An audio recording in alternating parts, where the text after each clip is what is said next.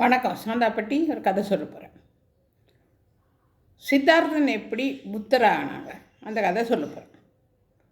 சித்தார்த்தன் ஒரு ஒரு சிற்றரசர் வீடு, கொஞ்சம் வடக்கில், நம்ம பகுதியில் வடக்கில்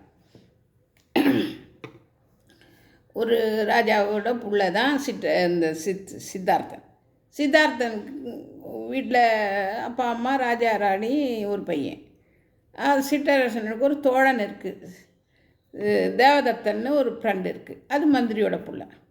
இப்படி இருந்து இருக்கும்போது இந்த சித்தார்த்தன் நேச்சுரலாகவே ரொம்ப தயனீயமான குணம், எல்லாத்துக்கும் பாவம் பார்க்குற குணம்.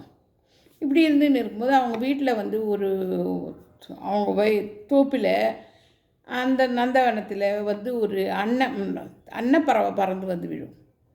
அது யாரோ தேவதத்தன் தான் அம்பெய்யும் போது அது இந்த தொடையில் பட்டு அப்படியே ரெக்கை உடஞ்சி விழுந்துடும். ரொம்ப பரிதாபப்பட்டு சித்தார்த்தன் அதுக்கு மறந்து வச்சு கட்டி அன்றைக்கெல்லாம் சாப்பிடவும் மாட்டான், ரொம்ப அழுதுகிட்டே இருக்கும். அப்போ இந்த மந்திரி, ராஜா, ராணி இவங்க எல்லோரும் சேர்ந்து ஒரு ஐடியா பண்ணிட்டாங்க, இவனை இனி வெளியிலே விடக்கூடாது, ரொம்ப தயனீயமான குணமாக இருக்கிறான், வெளியில் இருக்கிற விஷயம்லாம் தெரிஞ்சு போச்சுன்னா இவன் ரொம்ப கஷ்டப்படுவான் அப்படின்னு சொல்லிட்டு அவனை அந்த புறத்திலேயே வளர்க்குவாங்க, வெளி உலகத்துக்கு விட மாட்டாங்க. அங்கேயே கல்வி அங்கேயே பண்ணி அங்கேயே கல்யாணம் பண்ணி ஒரு பிள்ளையே பார்த்து சின்ன வயசுலாம் அந்த நாளில் கல்யாணம். இப்படி இருக்கும்போது ஒரு நாள் அவர் என்ன பண்ணால், யாருக்கும் தெரியாமல் வெளியே ஓடி வந்துடுவார். ஓடி வந்து அவர் தெருவில் வரும்போது பார்த்தா குஷ்டரோகிகள், கால் இல்லாதவங்க, கை இல்லாதவங்க, பட்னி பாடுன்னு வந்தனா அங்கே திருட்டும் வேசித்தனமும் தாசியாயிடும். வழிப்பறி கொள்ளை, குடிகாரன், தெருவெல்லாம் ரொம்ப மோசமாக இருக்குது. இது அவனுக்கு பார்க்கவே தாங்க முடியல. இதுண்டில் உள்கருத்து காரணம் யாரும் அவ்வளோ சொல்கிறது கிடையாது.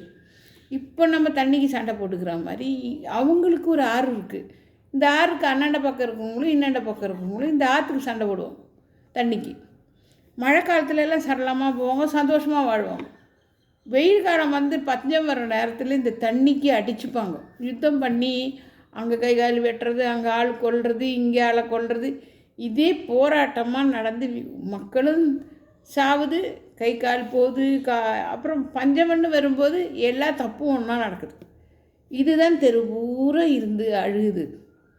சித்தார்த்தனுக்கு இது பார்க்க தாங்க முடியாது. அங்கேருந்து போய் தான் அவர் மரத்தடியில் போய் உட்காந்து அவருக்கு ஞானோதயம் நான் இனி வீட்டுக்கே வர மாட்டேன், யார் கூப்பிட்டாலும் வீட்டுக்கே வர மாட்டேன்றார். அதிலேருந்து அவர் எல்லாம் திறந்து புத்தர் ஆகிறாங்க. இந்த விஷயம் யாருமே சொல்கிறதில்லை.